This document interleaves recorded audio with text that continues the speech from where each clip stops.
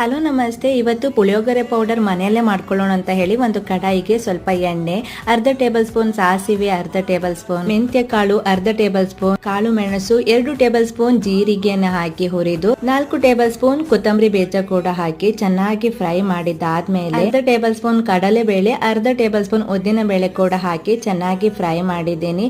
ಖಾರಕ್ಕೆ ನಾನಿಲ್ಲಿ ಒಣ ಮೆಣಸನ್ನ ತೆಗೆದುಕೊಂಡಿದ್ದೀನಿ. ಒಂದು 7 ರಿಂದ 8 ಮೆಣಸನ್ನ ಹಾಕಿದ್ದೀನಿ.